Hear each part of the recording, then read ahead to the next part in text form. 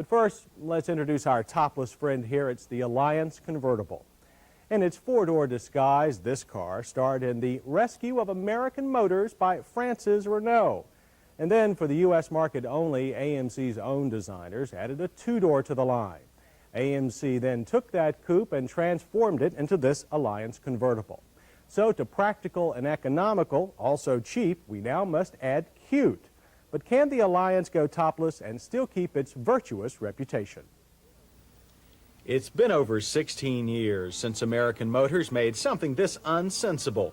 But blowing its top and adding wind-in-the-face exposure to the front drive Alliance has made it a lot more enjoyable for scooting around in.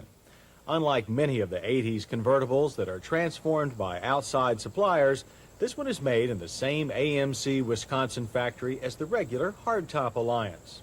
At AMC's credit, they consulted the Southgate, Michigan firm of ASC, the main converter for General Motors and others, to make sure the design was done right, or pretty much so.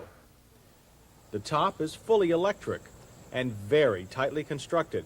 It goes up or down in a flash for quick protection from a sudden shower. The boot cover uses snaps and requires about the same amount of struggle to attach as others of this style. But in order to add strength to the car's unibody, the windshield frame had to be beefed up way beyond a horsey size. And some stylists saw fit to black out part of the top side panel to try and reduce the look of its bulky shape. All convertibles involve some compromises, but where it counts, the Alliance is well done. Long for its compact class, the 97.8-inch wheelbase means that enough rear seat room could be left for two adults in back, as long as they're close friends. And the Alliance pedestal front seat design continues as standard, which also helps rear seat footroom. With two trim levels, L and DL, just about every option you could order on the sedan models is available here, including this System Sentry fluid monitoring pod. The only controls we find hard to reach, as in a lot of cars of European heritage, is the radio. It's tucked down and in front of the gear shift. The other common convertible compromise is trunk space. Here the Alliance cutout is expectedly short with a high sill. Soft bags for soft tops are not a bad idea. One of the best features of the Alliance convertible is the standard enlarged 1.7-liter four-cylinder. With throttle body fuel injection, it's 78 horsepower. That's 23 more than the sedan's base 1.4-liter, helps overcome the convertible's 180 extra pounds of weight. But that still means there's 2,400 pounds to pull around. Most orders will include our car's 3-speed automatic and not the standard 5-speed manual transaxle, so the Alliance convertible will be hard-pressed to give you windburn. Over our quarter-mile course, it took a long 20.5 seconds and got to only 68 miles per hour, with an equally slow time of 16.8 seconds from 0 to 60. However, power does seem to be somewhat more available where you need it every day. Our 500-foot on-ramp run yielded an acceptable time of 10.7 seconds, but at a low 48.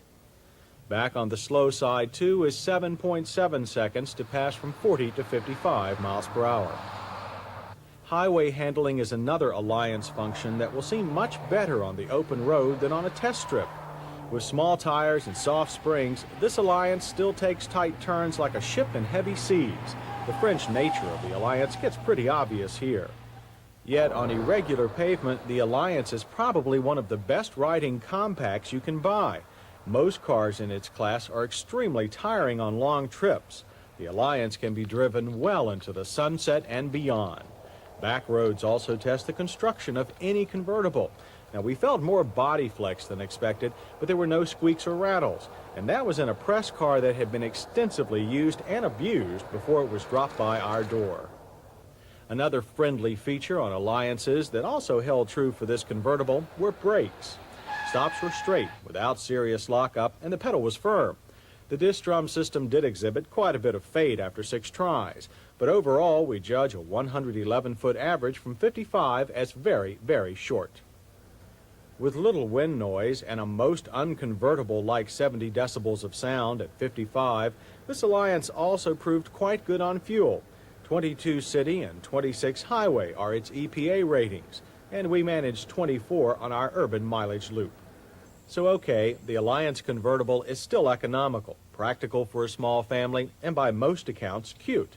But is it still inexpensive, or is it like other convertibles, purely a treat? Well, it is more costly than other Alliance models, but it's frivolous only to the tune of $10,295 to start and $12,350 with the near full equipment of our test car. That's over $1,000 less than the nearest competitor, making the Alliance the least expensive ragtop fun you can buy. So yes, the Alliance Convertible does wear its two faces quite well. Despite a few flaws in execution, it's a good example of how to add trendy domestic ingenuity to a sound foreign design and at a very fair cost. And it really is cute.